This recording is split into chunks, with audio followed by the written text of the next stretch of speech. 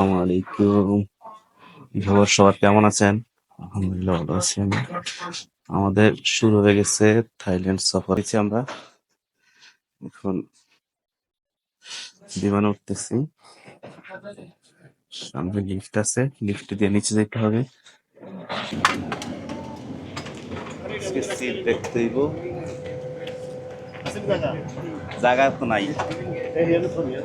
বাইরের ভিউটা, রোদ বাইরে সম্ভবত। হ্যাঁ।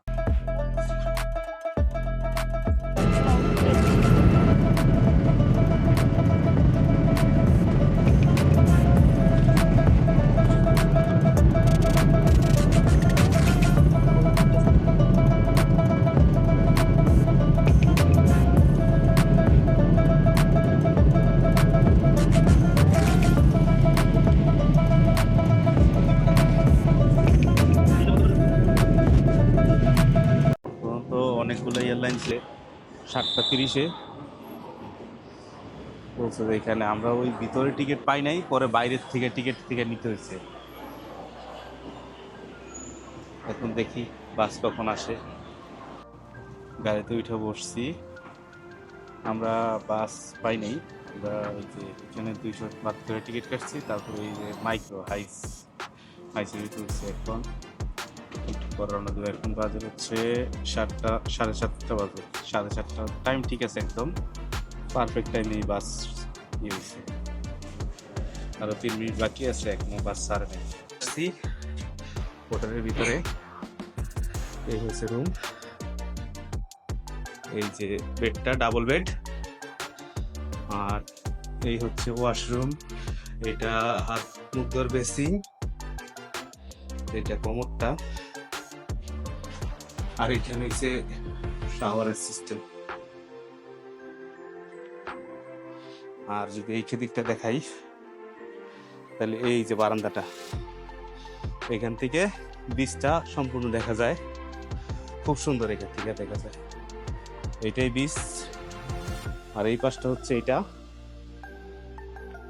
আর এটা হচ্ছে একটা কাপড় চোপড় রাখার শেলফ।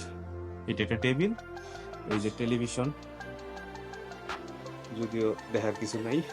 আর পানি আছে কম্পালসারি 2টা। এই যে রুমটা। আর চলে আসছি পাতায়া বিচে।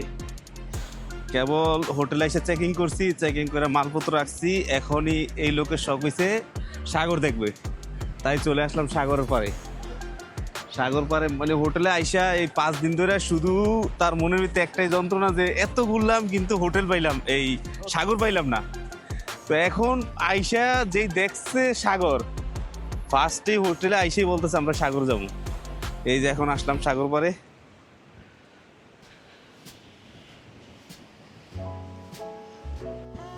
ভাই, সাগর পাড়তে আইসি নামতে কিরকম লাগে স্যার? মানে এরকম দৃশ্য মানে জীবনে ভাবনাটা ছিল, স্বপ্ন দেখছি কিন্তু টিভির মধ্যে দেখছি, আজ বাস্তবে দেখে বুঝছেন এটা কোনো ধারণা করি না আমরা, বুঝছেন আর কত সুন্দর আল্লাহর নিয়ামত বা সিয়ানে খারাপ, লেকিন আলহামদুলিল্লাহ সকলটা তো মিয়া মিয়া দিছে ভাইয়া। এরকম সকল আমরা কই পাবো চাই কন?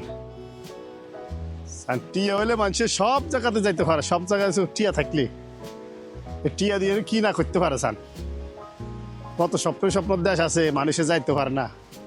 অন্তে আমরা জীবনে ভাবিনো যে নিয়ে না আমু, অন্তে আল্লাহ কোন হুকুম আনি আনছি চান না, কিরকম ভাবে আনছি আনি চাইতাছি। অন্তে কত সুন্দর চান সমুদ্র, মাশাআল্লাহ। তা আমরা তো এখানে মুসলিমও হোটেল পাইছি, মুসলমান আঙু দেশি এলাকার মানুষ হোটেল সেই দিয়েছে বালকনি এলা, মাশাআল্লাহ। 2 সিট, এক সিটের মধ্যে 2 জনের হইতে পারো।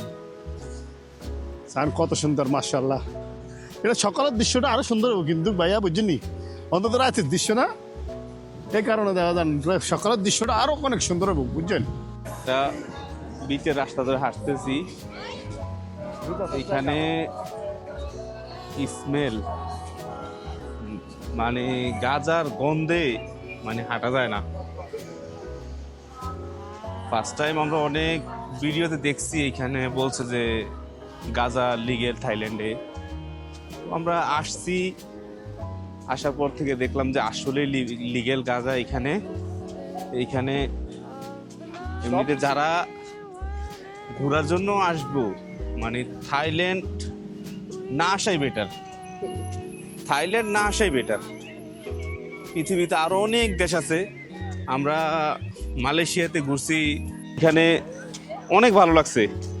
মানে ওইখানে এমন কোনো জিনিস নেই যে জিনিসটা খারাপ লাগছে, কিন্তু এইখানে আসার পরে ভাবছিলাম হয়তো অনেক সাগর পাড়ে যামু, গোসল করবো, এইটা সেইটা অনেক কিছু চিন্তা করছিলাম আমরা।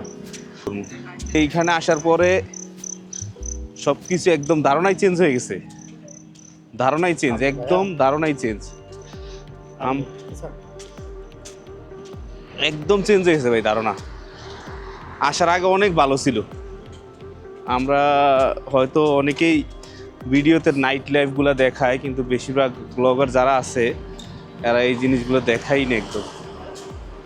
এখানে মানে যা ইচ্ছা তাই, এই এক কথায়।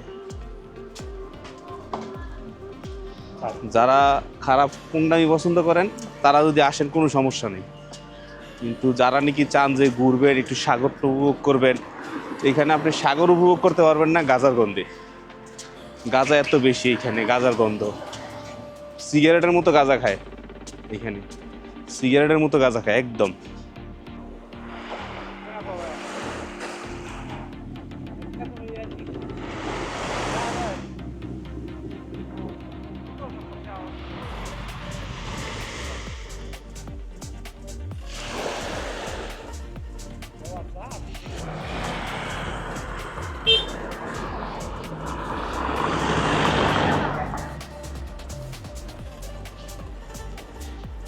আল্লাহর দুনিয়া যদি এত সুন্দর হয় তাহলে আমরা আল্লাহই জানি কত সুন্দর।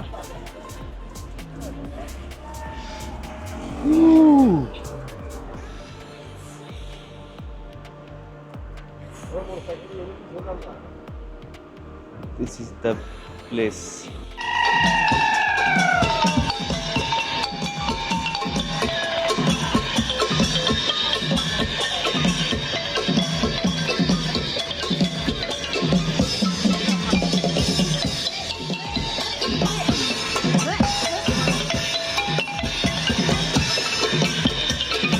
আসসালামু আলাইকুম রহমতুল্লাহি ওয়া বারাকাতুহু।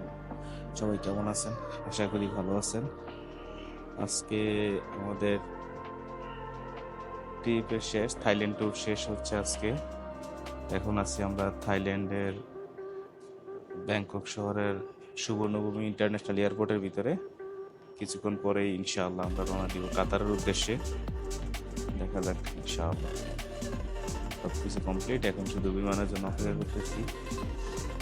আজকে চলে যাচ্ছি কর্মস্থল সৌদি আরবের উদ্দেশ্যে। ভালো, এয়ারপোর্টটা অনেক বড় এটা।